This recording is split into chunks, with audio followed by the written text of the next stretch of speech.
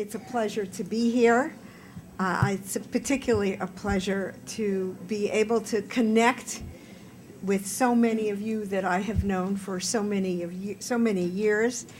And I think being the moderator allows me to pull things together and help us move forward, really think about the next steps. What is so striking to me is that we really have an opportunity to do things differently and to do things better.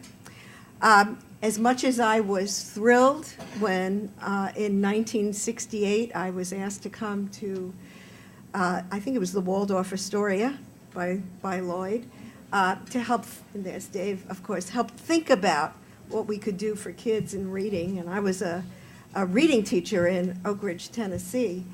And what I remember about those experiences and subsequent experiences was that we were very serious about inventing, but also very serious about learning as much as we could about what was known, about how children learn and how literacy moves forward.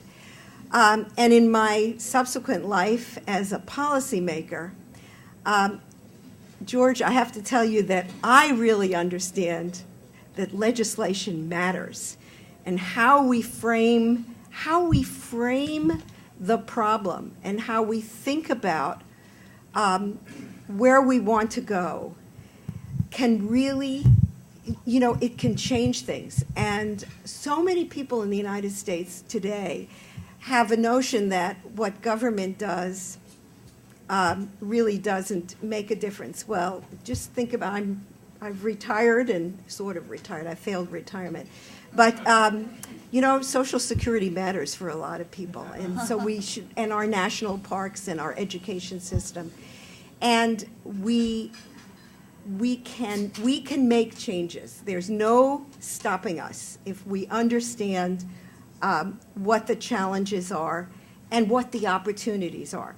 So our panel brings a multitude of perspectives to the table and represents some of the very sectors that have to play a role in making change. And we just heard from the business private sector, but we've got public broadcasting, we've got research, we've got philanthropy, and we have what I would describe as the driving force of the communities of interest out there. So my question to each of the panelists is, what haven't we heard yet? And where do you think we go next? From obviously each of your perspectives. And they have 4 minutes apiece. 4, because we just lost 10 minutes from Michael, but we'll see. And we really do want to have time for conversation. So, Rob, you're first.